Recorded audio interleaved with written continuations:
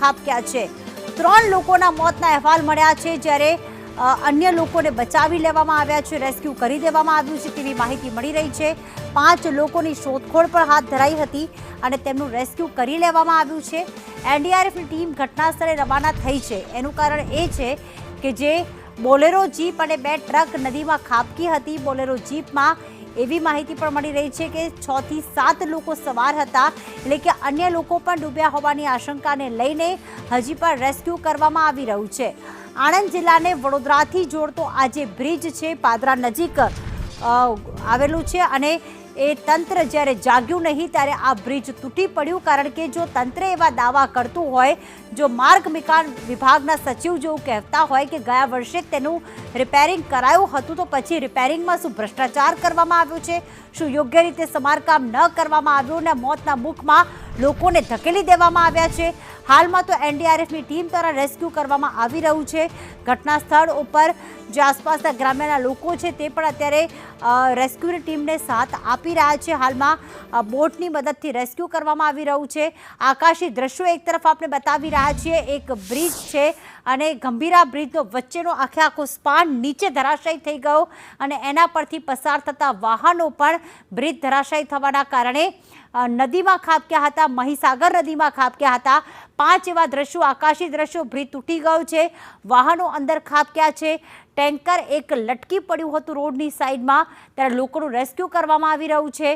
અનેકના મોતની આશંકા, અત્યારે તો મૃત્યુઆંક 3નો થયો છે, પરંતુ અહીંયા 40 વર્ષની અંદર બ્રિજ જર્જરિત થઈ ગયો અને યોગ્ય રીતે સમારકામ કરવામાં ન આવતા, બ્રિજ લોકો માટે બંધ ન કરતા આજે આ દુર્ઘટના ઘટી।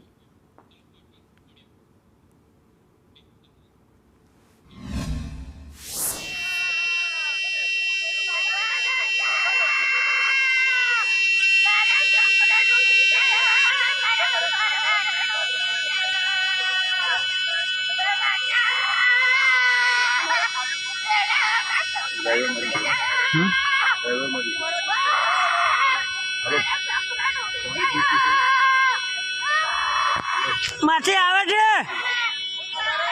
આવે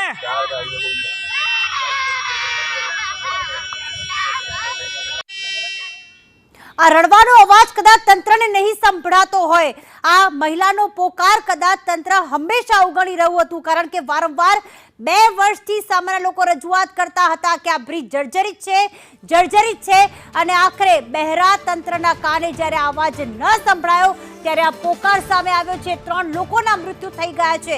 કુણાલ અમારી સાથે ઘટના સ્થળેથી જોડાઈ ગયા છે લાઈવ। કુણાલ, આખી દુર્ઘટના આજે વહેલી સવારે બની છે, 3 લોકોના મૃત્યુ થઈ ચૂક્યા છે, પણ જે એક શક્યતા છે કે એક બોલેરો જીપ પણ નદીમાં ખાબકી હતી, જેમાં અંદર 6 થી 7 લોકો સવાર હતા, તો શું હજી પણ મૃત્યુઆંક વધી શકે છે? શું હજી પણ રેસ્ક્યુ કરવામાં આવી રહ્યું છે કે કેમ?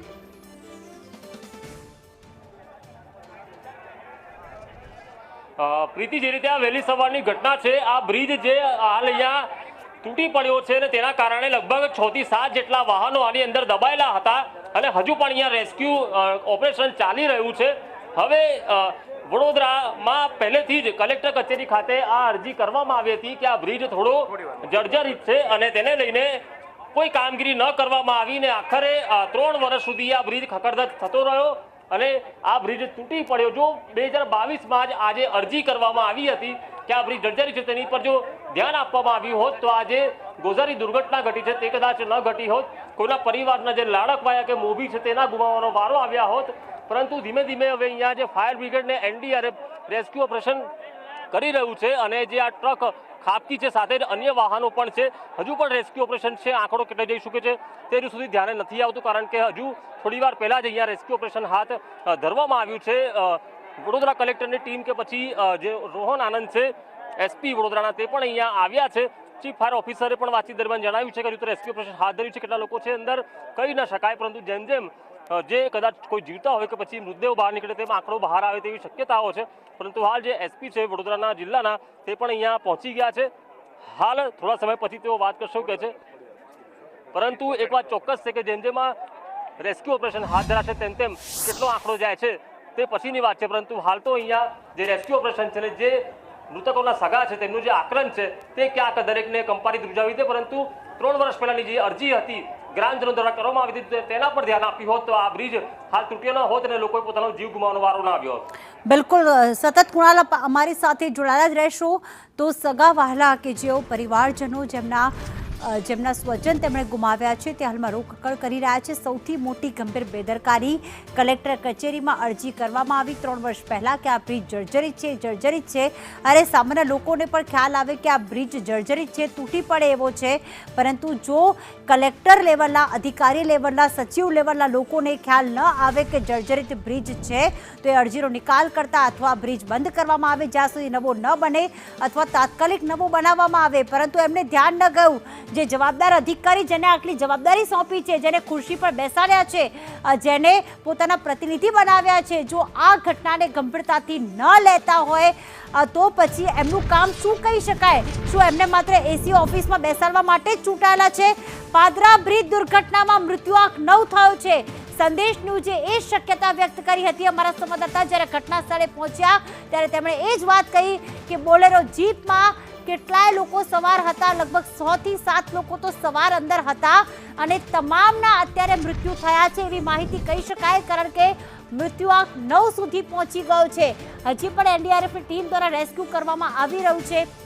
પહેલા એવી શક્યતા હતી કે એક ટ્રક છે, એક ટ્રેક્ટર ખાબક્યું છે, એક 2 વ્હીલર છે, પણ અહીંયા બોલેરો જીપ હોવાના કારણે મૃત્યુઆંક વધ્યો અને 9 લોકોના મોત થઈ ચૂક્યા છે. કુણાલ અમારી સાથે જોડાઈ ગયા છે. કુણાલ, મૃત્યુઆંક 9 પર પહોંચી ગયો છે અને હજી પણ રેસ્ક્યુ તો કરવામાં આવી જ રહ્યું છે. શું 3 થી વધારે વાહન હતા? હાલમાં કોઈ ઘટના અંગે કોઈ અપડેટ મળ્યા છે? બિલકુલ, જે રીતે 5 થી 6 જેટલા વાહનો તણાયા હતા અને પોલીસ કર્મી અને ફાયર વિભાગના કર્મીઓનું કહેવું છે કે 8 થી 9 જેટલા મૃતદેહો તેઓએ બહાર કાઢ્યા છે અને આજે ઇકો ગાડી છે, આપણે બતાવી આ ઇકો ગાડી બહાર કાઢી છે તેમાં જ સૌથી વધારે હતા અને આ ઇકો ગાડી બગદાણા દર્શન ખાતે જતી હતી અને આ ઇકો ગાડી જ્યારે અહીંયા ખાબકી ત્યારે તેની અંદર જ લગભગ 7 થી 8 લોકો હતા એવું અહીંયા સ્થાનિકોનું કહેવું છે. સ્થાનિકો પણ અહીંયા તેમની સાથે પણ વાત કરીએ. આ બગદાણા જતા જે મુજપુરના જ લોકો હતા અંદર મુજપુરના લોકો અહીંના જ દરિયાપુરાના હતા. દરિયાપુરાના હતા.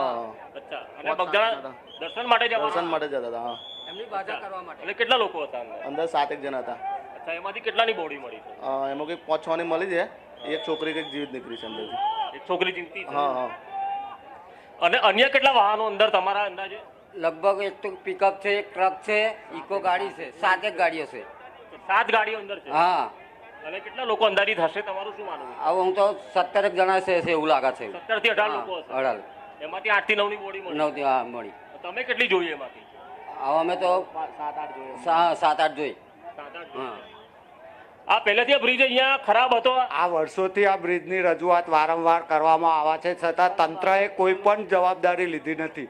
આ જે જાનહાનિ મોટા પાયે થઈ તેમાં સરકારે કોઈ પગલાં લીધા નહીં. અત્યારે તો રજૂઆત કરી હતી. રજૂઆત કરેલી છે, સ્થાનિક નેતાઓએ રજૂઆત કરેલી છે, સરપંચશ્રીએ, માજી ધારાસભ્ય શ્રી જસપાલસિંહે રજૂઆત કરેલી છે, તે છતાંય તંત્રએ કોઈ કાળજી લીધી નથી, જેને આજે મોતનું પરિણામ આવ્યું છે.